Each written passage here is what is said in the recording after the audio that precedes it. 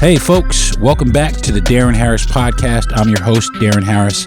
Thank you very much for tuning in. I do appreciate it. How was your week? Hopefully it was as good as mine. My week was really, really good. I had a great week. What are we talking about today on the podcast? This is episode 6.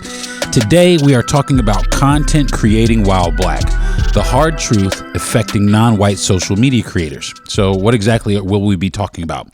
We're going to be talking about the challenges that affect content creators of color. We're going to be talking about making a living. Is it possible to make a living as a content creator of color? And we're also going to be looking at, can anything be done about the negative issues that are surrounding and involving this industry? But first, I want to give a quick, fast shout out to quarterback Russell Wilson for buying his wife, Sierra, a $25 million house in Colorado. You go ahead, my man. That's right. Put up them numbers for your woman, bro. They've been getting a little bit of slack. As of lately, because especially Sierra, because people are kind of labeling her as a gold digger. And I don't think that's really fair to her, because I do genuinely believe that she loves her husband. But they've also been giving her a lot of slack, saying that she married a nerd, like he is just a straight up square, like Russell Wilson ain't got no clout in like the game nowhere. But I think she married what she wanted to marry. She fell in love with this dude. This dude shot his shot. She went for it, and they together, man. They got 2 beautiful kids. And, you know, I think that's the most beautiful thing. So shout out to both of them. I don't think they need to be ridiculed by the rest of hip hop, you know, just because she didn't want somebody with, you know, tattoos on the face or, you know, gold fronts or whatever. She didn't want that. She wanted something else. So shout out to her, man. And congratulations on your new home. And hopefully you'll have many, many more happy days and barbecues out there at your new house. So. But this week's Dope Shit Award, though. Now check this out. This week's Dope Shit Award. My wife actually sent me this guy's information. She sent me, and I just was blown away by this dude and how he's doing it. Now, this dude is a visionary. He's a pioneer and a visionary. Let me tell you why. Today's Dope Shit Award goes to Gary Chambers, Democratic candidate from Baton Rouge, Louisiana. And the reason why he gets the Dope Shit Award is because you know how all candidates do their campaign commercials. Well, this guy had a campaign commercial, and I'm shitting you not. It's this guy sitting in the middle of a empty field, and he is smoking, not just holding, but smoking a blunt, a straight up roll blunt, not a backwoods, not a Black and Mild, not no cigar, a blunt. And I like this because so many politicians, they portray to be these people that they can't possibly be in real life. You are not this person. They portray like they're these, perfect, upstanding, patriotic citizens, when the majority of them get better cocaine than we do. I mean, and that's the crazy. They pass all this legislation against, try to incarcerate people based on these. And honestly, man, I like this guy's transparency, man. I like his honesty, man. I like that he's going up against old politicians in that state, which is, has been historically drenched in racism and inequality. You know what I'm saying? And in a lot of these states, especially the southern states, marijuana is used as a law enforcement tool. Okay, it's a tool, and the tool is they use it as a tool to incarcerate a large number of black citizens much more frequently than white citizens, and he is basically going to work against that disparagement. So my hat's off to that dude. You get the dope shit. You get the Dope Shit Award, man, because that shit is great. Because we get harsher penalties, longer jail time for the same infractions, and a lot of it is over weed. You know what I'm saying? And then it's just the truth. Currently in our country, there are 21 states or U.S. territories that have legalized marijuana recreationally. I think that it's time for the rest of the United States to follow suit, because it genuinely does help people, and I'm gonna stand up by that. So. Again, Dope Shit Award goes to Gary Chambers, Democratic candidate from Louisiana for senator. Go out and check him out. Okay, cool. This week on earbuds, man, I'm telling you what, the earbuds have been it's been having me dig in the crates. I've been checking out so much music that I used to listen to a long time ago, and I kind of stopped because, life gets in the way, and, new songs come out and so on and so forth. But I've been revisiting a lot of older hip hop that I used to listen to, old artists, new artists, some of their older tracks. But last week was Black Star. They're coming out with their album. But this week, this week's earbuds, I've been listening to Kendrick Lamar. Let me tell you why. I've been listening to a lot of Kendrick Lamar, and I've been listening. What are you listening to? I've been listening to Damn, the whole album, which is great. I've been listening to Training Day mixtape. I've been listening to Good Kid, Mad City. I've been listening to all of his stuff, just listening for all of his different styles. And the reason I'm doing that is because I'm getting geared up because he has an album coming out on the 13th of May. On May 13th, he will be releasing a new album titled Mr. Morale and the Big Steppers. Now, I'm a big Kendrick Lamar fan. I don't like a lot of this new hip hop. Some I do, but I give credit where credit is due. But I will give this brother here nothing but solid credit because he is probably one of the greatest lyricists of our time. If you're not familiar, he I think it was last year, the year before, he actually won a Pulitzer Prize or something like that. For writing. I'll tell you what, he deserved every one of those accolades. This cat right here he thinks so far ahead of the rest of hip hop. And every time he comes out, he's really peculiar too. I've heard he's really hard to work with. Well, not really necessarily hard. He's just really, really eccentric and really, really precise and which is not a bad trait, especially when you're trying to put out the quality of music that he's putting out, which he's been on a few mixtapes. He's been, doing a few features the past few years, but he hasn't put out his own solo project in about 5 years. And this will be his 5th album also. So he's got a 5th album. This is the 5th year. This is the 5th year we've been waiting for Kendrick Lamar to be coming out. So I really, really encourage you, if you haven't listened to a lot of Kendrick Lamar, go back and listen to some of the stuff. Go back and listen to some of the stuff that he's had features. I'm going to tell you what, the mixtape that I've been listening to, which is the Training Day mixtape. It has him with J Rock. There's a lot of stuff on there with him and J Rock, which is, that was his homeboy. So they ran together for a long time. So, but the album itself, or the mixtape itself, is chocked full of nothing but just straight banger bars, man. This dude is a monster beast, and it's cool because you could tell back in those days that he was going to be something special, and he really is. This guy's been lighting it up since he started. So today's earbuds is Kendrick Lamar. I'm listening to Kendrick Lamar. So like I said, go turn around, run, and get it. All right. And get ready for, like I said, get ready for the release by going back and doing a little bit of homework. And the reason, like I said,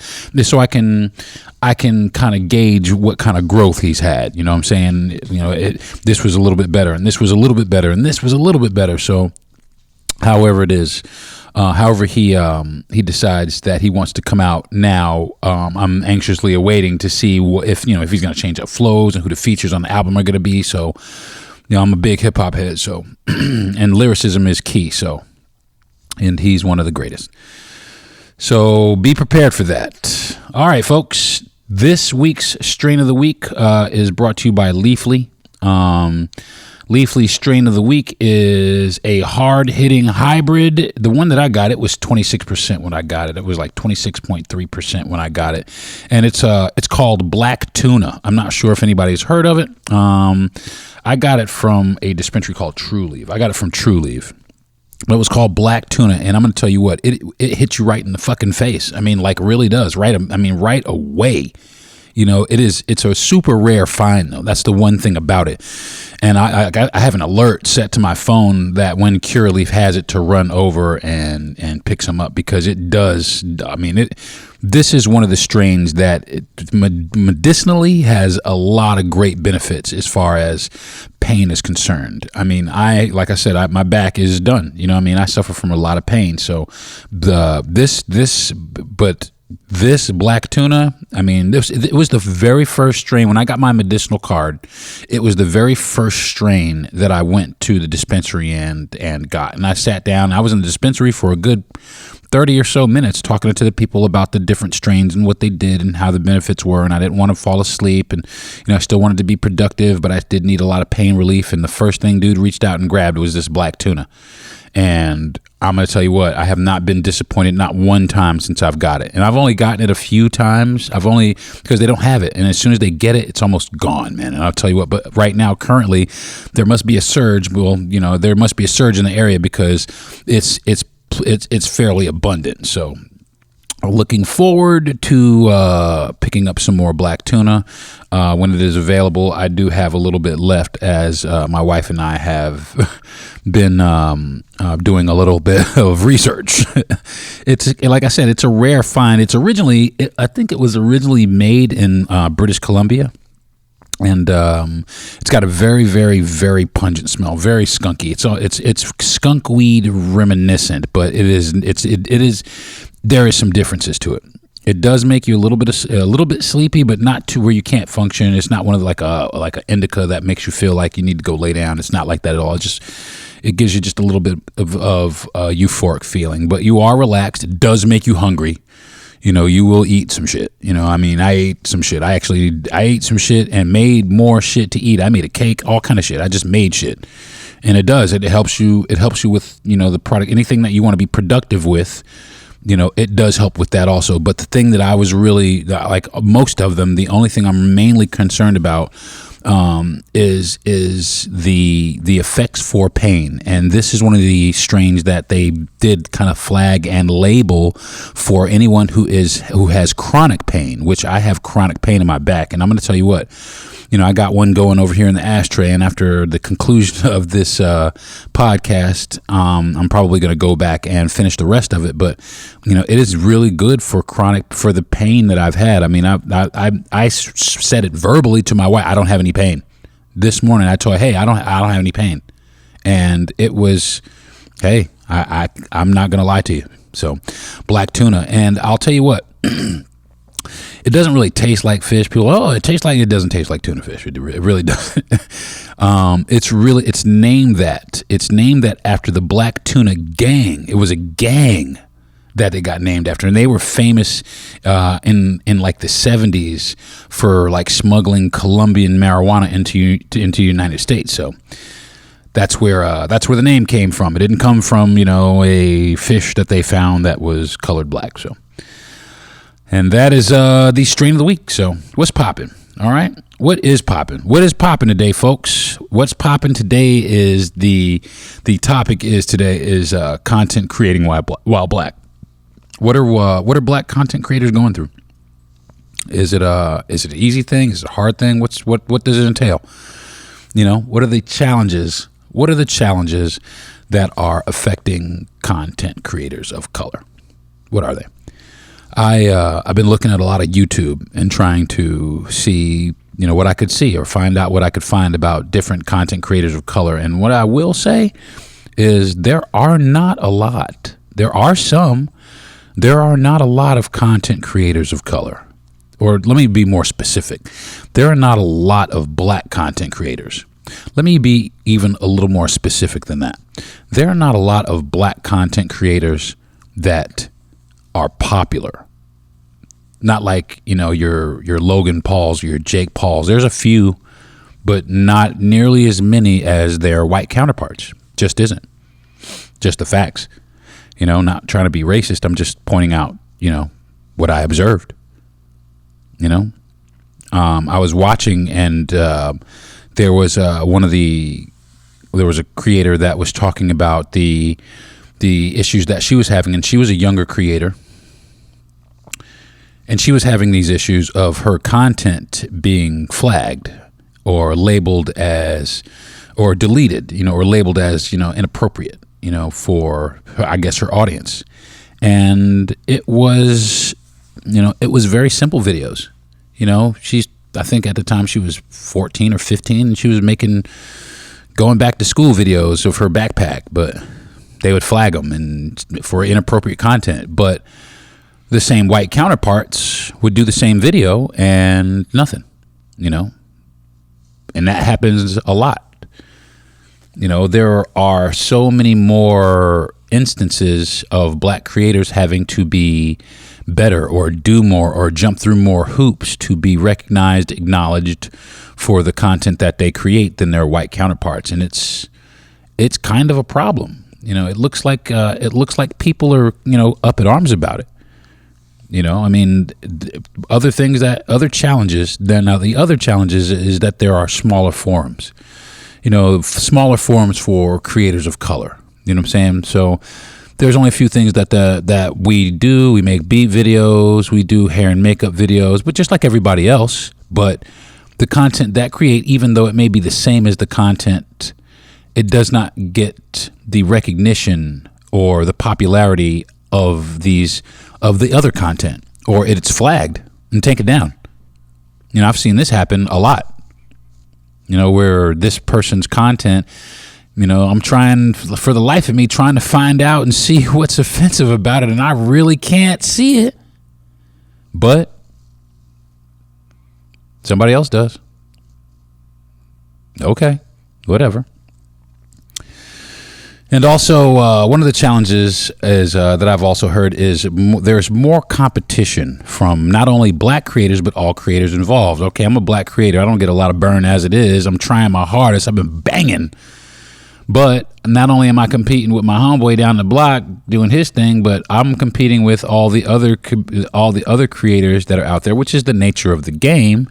But when you're starting at a disadvantage, it's a little more daunting. It seems a little more insurmountable. It seems a little more out of the reach. But, I want to give a shout out to all the content creators who just continue to push forward. Me, myself, I am, like it or not, I'm creating content. I'm a content creator. So some of these things are personal to me. They're affecting me, or that's why one of the reasons I wanted to kind of jump on and find out more about this is because this is my lane right now. I'm trying to get up on the content creation game. So, this is one thing I really want to know about before I really kind of get involved, so I know what to expect. Not that I'm going to stop. You know what I'm saying? I don't want to stop because there's some things I want to accomplish. There's some things I want to say. I want to reach a bunch of people. I want to have a little bit of fun, and I'm sure that's what the rest of them do. But it's more difficult for us to attain anything. And I figured this is one forum that we might be able to do a little bit better in, but there are other problems. One of the problems is, can you make a living? Okay. That's also, I wanted to bring that up also. Can you make a living as a black content creator? Can black content creators actually go out and just do this full time? Now, the answer to that question, short, yes.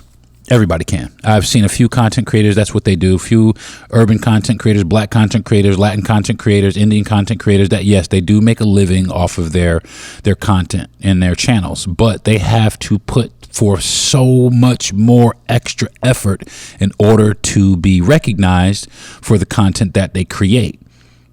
So making a living is possible, but it's so consuming. So really the question really should be, is it worth it? Is it worth it to just sit here and go through all this rigmarole to try to make all this content?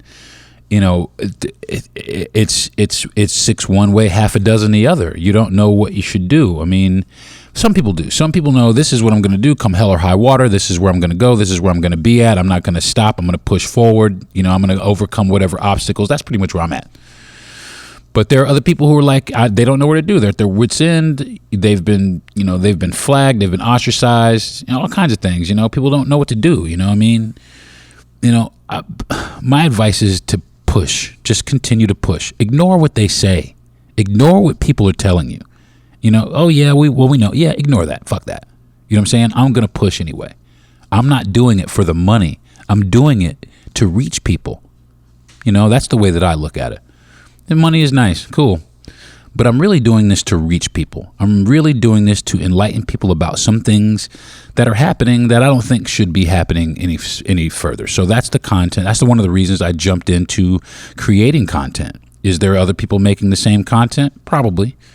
But this is my opinion.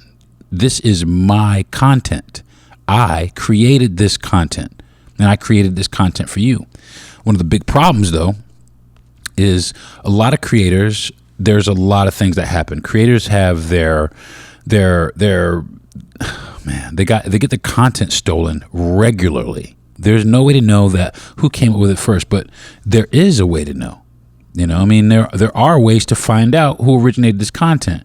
And not for nothing, what happens is a lot of people steal this content. They openly steal it, but they blow up off of it, but they don't give any credit for where they found it to the creator that created it.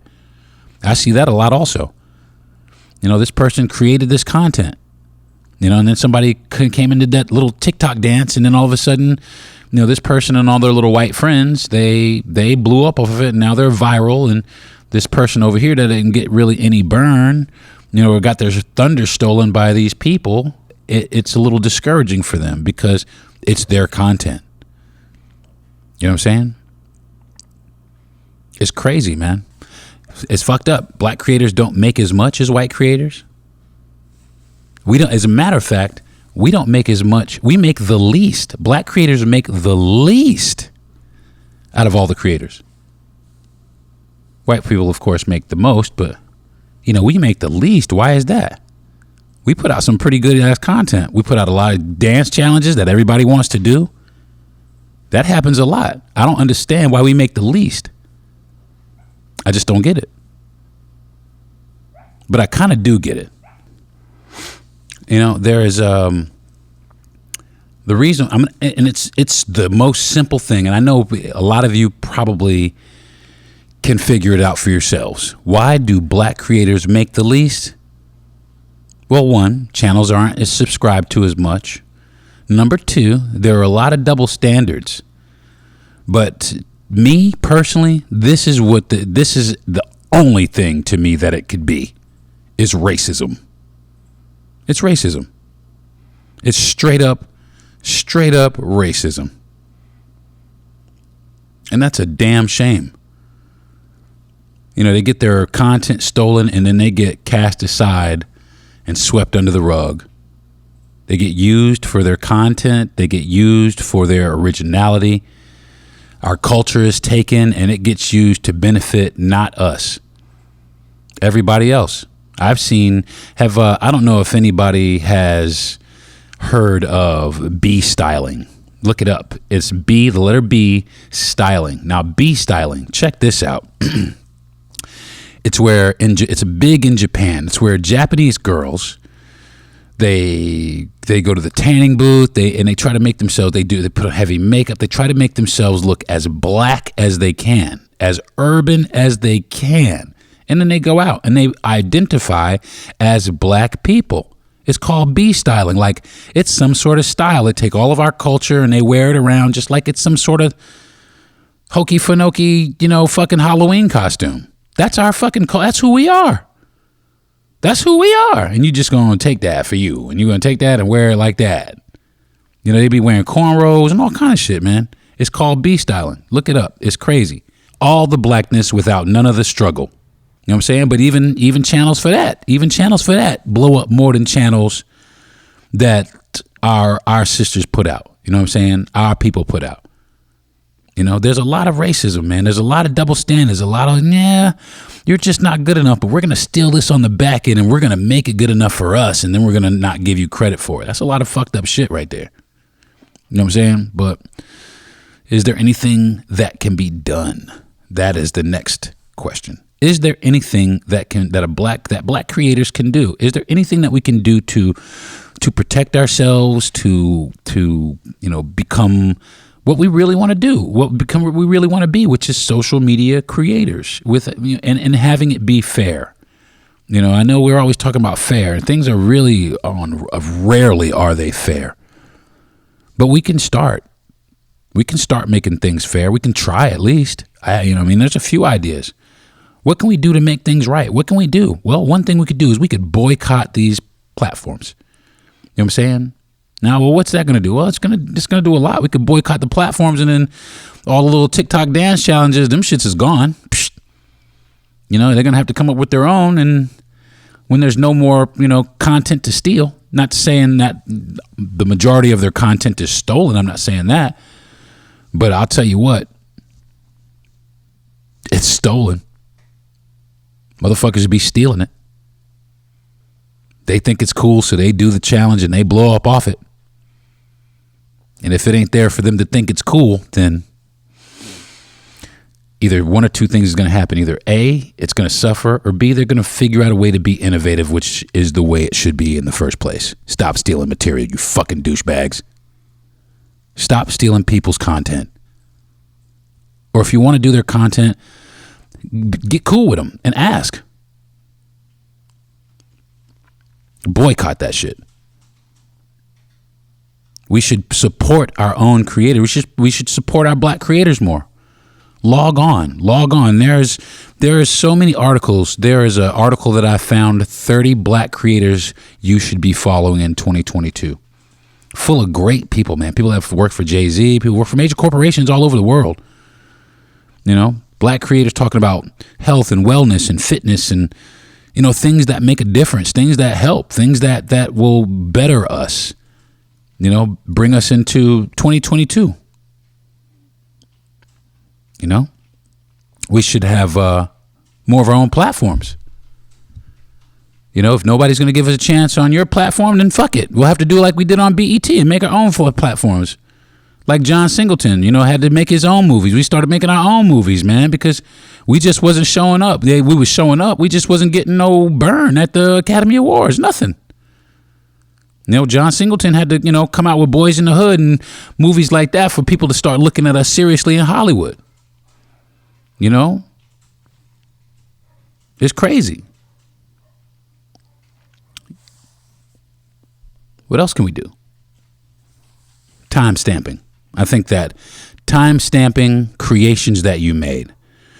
It's almost like a copyright, you know. I mean, when I was doing comedy, we used to do this thing called a poor man's copyright. That's where you take all your material and you write it down, you put it in an envelope and you mail it to yourself. And what that does is it gives you a postmark and a date and a sealed envelope with all your material in it. Problem with that was you can't fucking open it. If you open it, it's null and void. So they can't necessarily do that digitally, but you know, maybe you can. Maybe you can make a log of when you did it. Maybe you can make a video log or time-stamped video of when you made the actual content. Maybe that's a good, you know. I want to do this. I want to create. And I hate to almost say it because I know as soon as I say it, somebody else is going to jump out and fucking do it. But that's okay. As long as it gets done and it's fair, I don't care who does it. But I think that a content creation registry needs to be made. Like if you're a content creator, me, Deron Harris, I am a content creator. So I log on to the content creator registry. I sign up. I got my little you know, all my little credentials and information. And every piece of content that I create from the date that I created is logged. And it's logged. And then if somebody else does it behind me and they blow up from it, that's fine. Whatever you blow up and whatever you gain monetarily, a portion of that goes back to the original creator. And that way, it makes it fair. You still get to make a little bit of money off the content you stole. You know what I'm saying? I think that makes it fair. I think that makes it, I don't know how that looks. You know what I'm saying? I don't know. But I think it looks kind of similar to that. You know?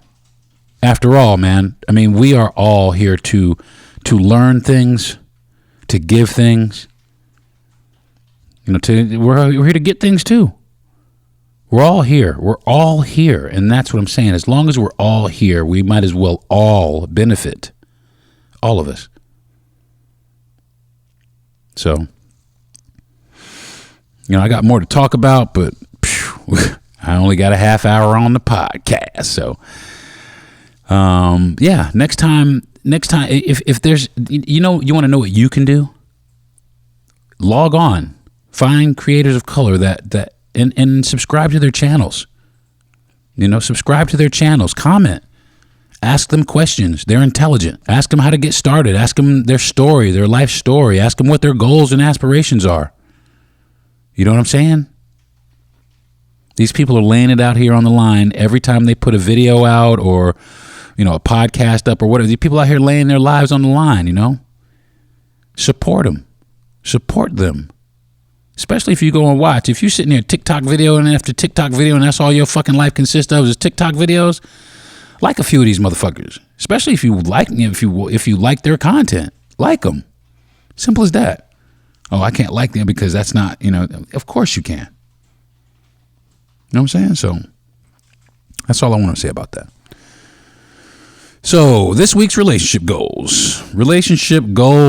You know, I want to bring this portion. I don't know. Maybe I can talk to the producer or whatever, but I want to try to get Tinder as the sponsor for relationship goals. And the reason why is because I found my wife on Tinder. And relationship goals. Okay. What happened last week? Last week was kind of a redo from the week before because, like I said in the last podcast, I failed miserably. So last week, what I was going back to do, it was learn how to communicate more effectively, right? So let me tell you what happened. Is learn to communicate more effectively without getting hype. Have more effective conversations when we're having disagreements. You know what I'm saying? So a couple weeks ago, I failed that miserably. But let me tell you what happened. We went back to the driving range. I told you we're going to the driving range. So we went back to the driving range, and we were having kind of a shitty day anyway. And the girl behind the counter was kind of like she was in a shitty mood. I don't know what the fuck was wrong with her, but she was in a shitty mood. So kind of put me in a shitty mood. So we get out there, and we're swinging the club.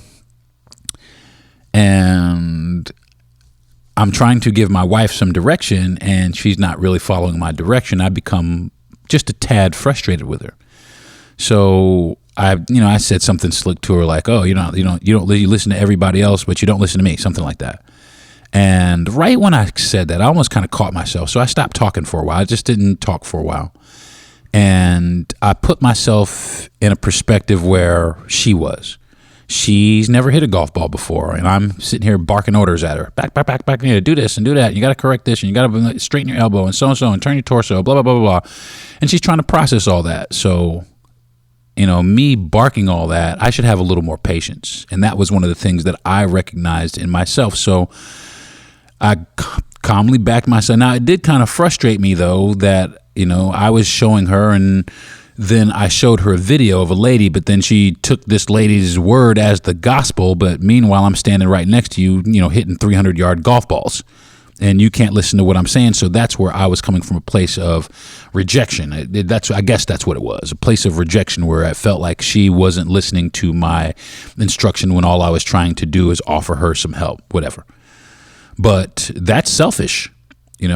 I gave her a tool for her to use, and she identified with that tool exceptionally well, probably more so than identifying with me because I'm a man and she is a woman, and I showed her a lady to help her get her swing on. So she was trying to follow the exercises that the lady was giving her, and I was trying to override those things and give her the direction that I thought that she should have, which is really not up to me because I can't determine how she learns.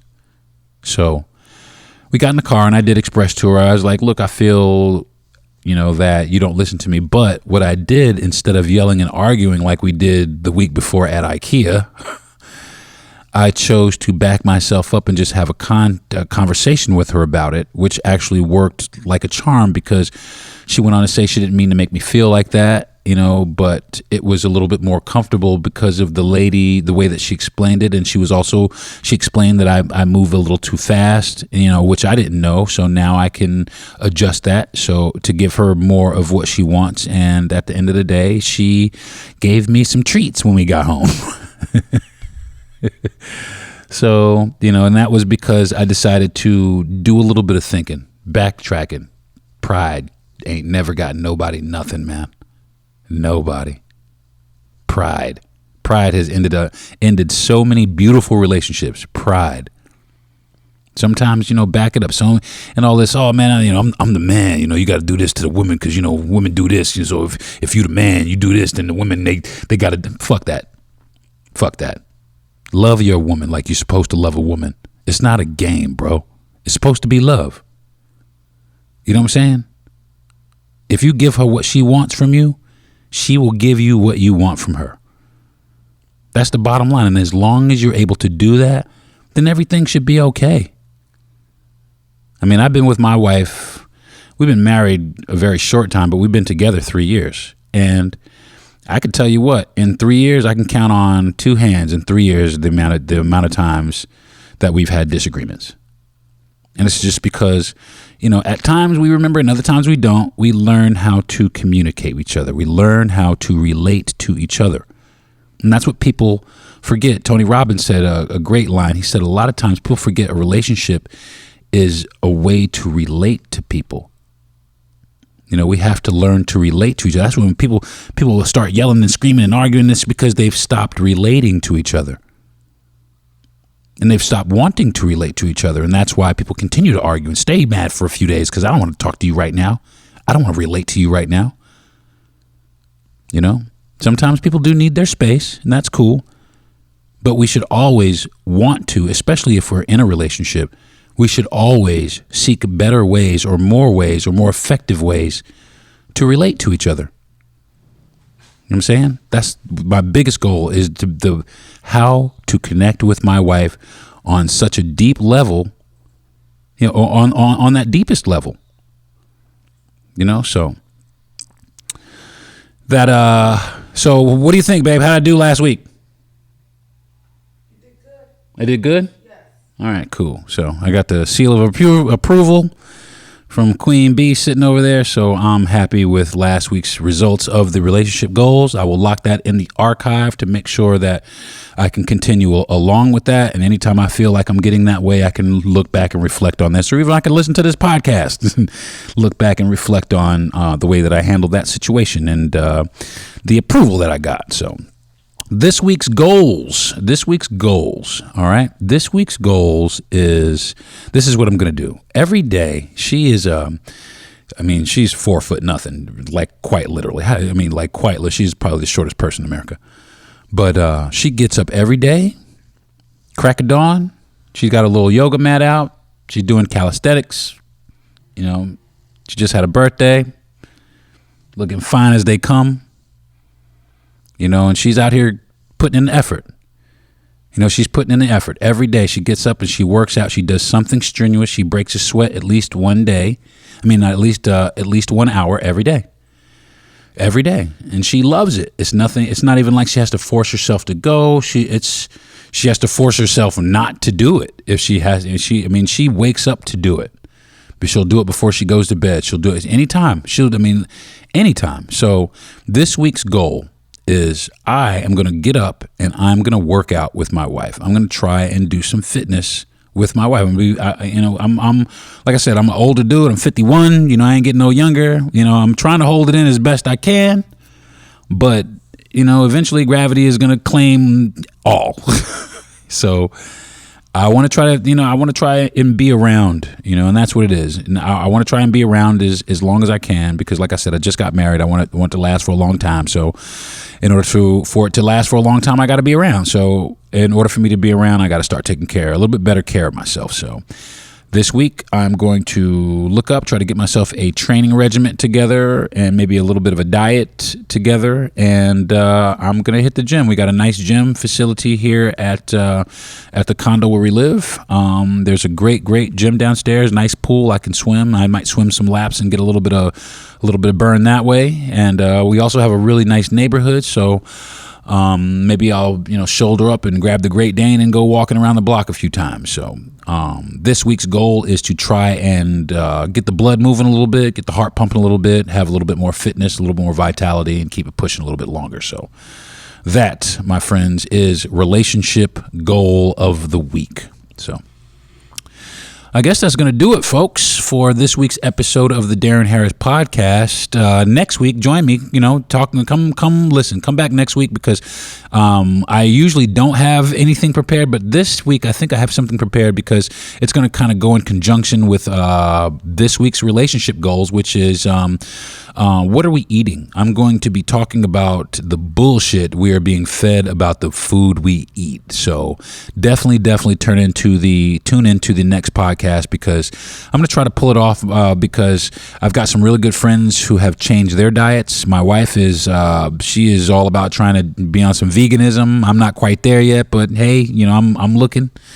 I got some friends who are my age and have not changed their diets, and just the different states of what we are eating, and how it is affecting us. So join me next week for that. So make sure you like and share my podcast with your friends and family. I could not have done this without you, and I do appreciate you very much. So please tune in next week, and we'll continue the journey. If you want, you can follow me on social media. I am DeronTharris on Facebook, DeronTerae on Instagram, and it's DaronTHarris@gmail.com if you want to drop something in my email. I'm Deron Harris. This is the Deron Harris Podcast. Peace.